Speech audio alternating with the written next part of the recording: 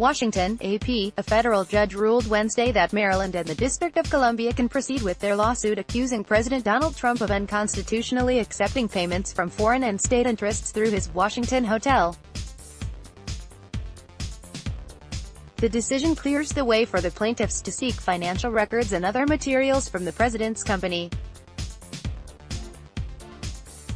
Storm clouds gather over the Trump International Hotel in Washington, D.C. On June 5, 2018, George Rose, Getty Images, in his ruling, U.S. District Judge Peter J. Messett, based in Maryland, rejected arguments from the Justice Department that earnings from business activities, including hotel room stays, do not qualify as unconstitutional gifts. At issue is the Constitution's Emoluments Clause, which bans federal officials from accepting benefits from foreign or state governments without congressional approval. The plaintiffs argue Trump's hotel harms area businesses because of the president's ties. Messett's ruling was the first time that a federal judge has interpreted the Emoluments Clause, which had never been fully tested in an American courtroom. Two other lawsuits based on the Emoluments Clause are also being heard in other federal courts. In his 52-page opinion, the judge said attorneys general for Maryland and the district had convincingly argued that the Constitution treats emoluments as any profit, gain, or advantage. The court finds the president is subject to both emoluments clauses of the Constitution and that the term emolument in both clauses extends to any profit, gain, or advantage, Messett wrote. The judge ordered both sides to provide a schedule of their next steps within 21 days, including how to handle legal discovery of records sought by Maryland and the district. A spokesman for the Justice Department, Andy Roos, said the administration continues to maintain that this case should be dismissed. Roos added that the department, it is reviewing the order and determining next steps to continue vigorously defending the president. They could appeal Messett's ruling to a federal appeals court, declaring Messett's ruling a series of common-sense conclusions. Maryland Attorney General Brian Frosh said Wednesday that he expected both jurisdictions to press for a wide range of financial documents and related materials from the Trump Organization and the Trump International Hotel.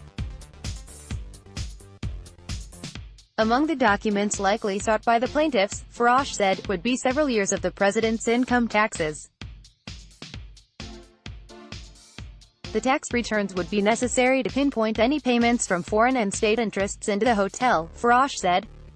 Frosh, a Democrat, added that the plaintiffs might ask for tax records dating several years earlier than the hotel's September 2016 opening to learn more about the hotel's financing.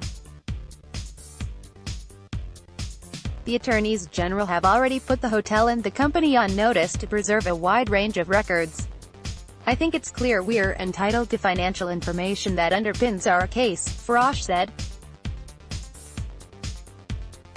Frosh acknowledged that both the company and the hotel would likely object to any subpoenas for records, which could delay the case. And any appeal could freeze any legal discovery, depending on how a federal appellate court rules. District Attorney General Karl Racine, a Democrat, said the judge's interpretation of the Emoluments Clause shows that the president can't accept money or other benefits from foreign or domestic governments. Norman Eisen, a former Obama administration ethics counsel, said the ruling represented major leap forward in learning how Trump is profiting off the presidency. It is another major crack in the dam that has so far been holding back accountability, said Eisen, who chairs Citizens for Responsibility and Ethics in Washington, a good government group that has joined the two jurisdictions in the lawsuit. The Maryland case is one of 3 lawsuits against Trump based on the Emoluments Clause that are winding through the federal courts. A New York federal judge turned down another lawsuit from Citizens for Responsibility and Ethics in Washington, but the case is now on appeal. And a case brought by nearly 200 Democratic Party congressional officials is also being heard by a federal judge in Washington, D.C. Copyright 2018 Associated Press. All rights reserved. This material may not be published, broadcast, rewritten or redistributed.